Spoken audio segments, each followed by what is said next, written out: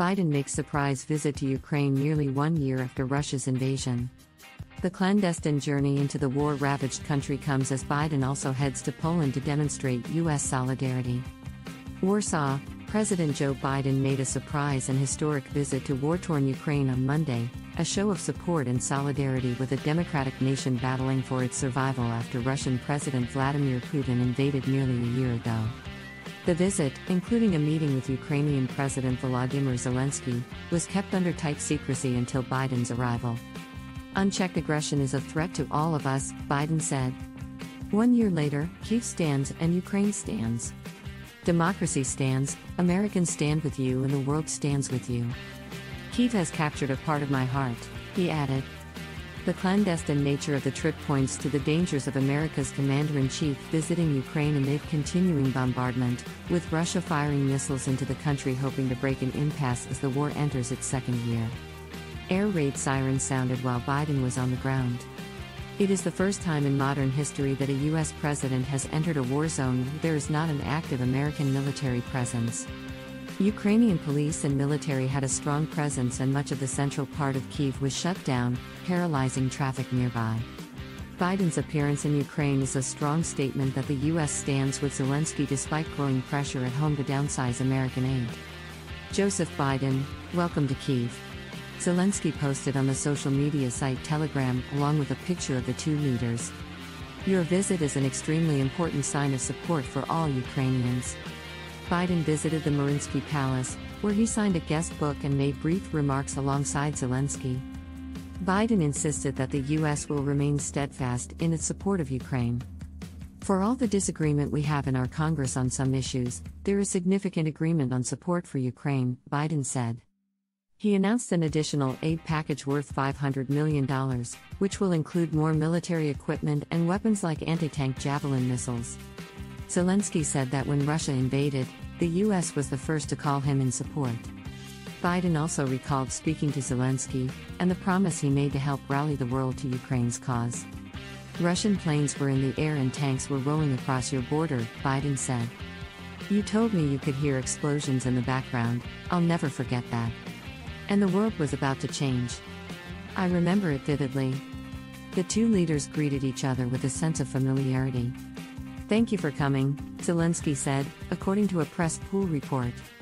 More importantly, how are the children? Biden said. He added, it's amazing to see you. The two leaders visited St. Michael's Golden Domed Monastery and then walked to the nearby Wall of Remembrance, which honors those who have died in the war. Biden also visited the U.S. Embassy in Kyiv. The trip came with risks. Other presidents have visited war zones. Barack Obama traveled to Afghanistan in 2014 and George W. Bush visited American troops in Iraq in 2003. As was the case with Biden, both traveled under strict secrecy.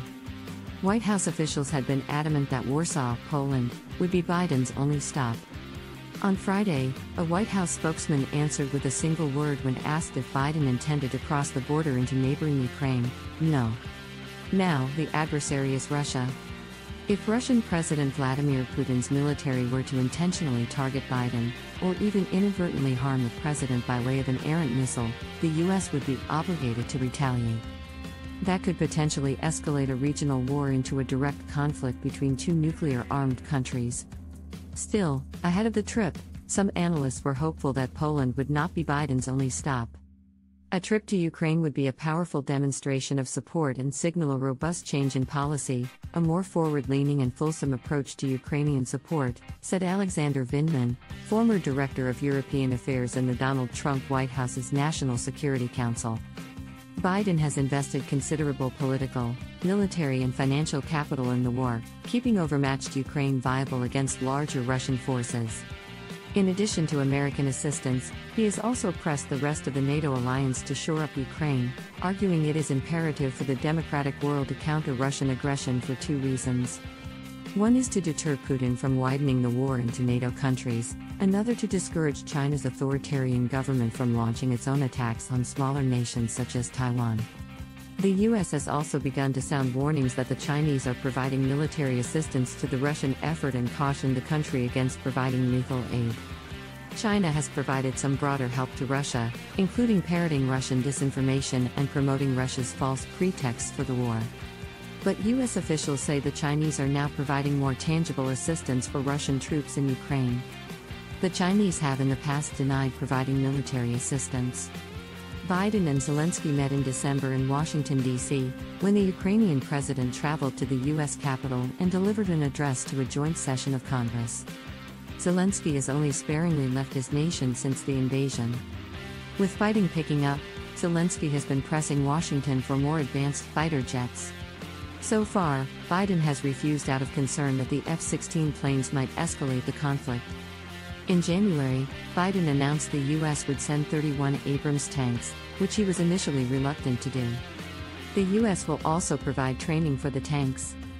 Biden is also facing cross pressures from conservative Republicans, who believe the U.S. has already given enough money and arms to Ukraine and should now press for a peace deal.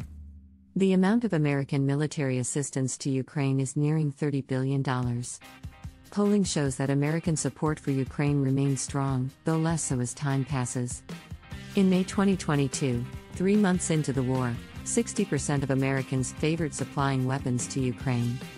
As of January, that number had slipped to 48%, according to an Associated Press NORC Center for Public Affairs research poll released last week. The percentage of adults who favored sending taxpayer money directly to Ukraine dropped 7 percentage points in that time frame, from 44% to 37%. A war that was expected to end quickly with Ukraine's surrender and Zelensky's exile will reach its one-year anniversary on Friday. Peter Nicholas reported from Warsaw and Kat Corrigan and Susan Kroll reported from Kyiv.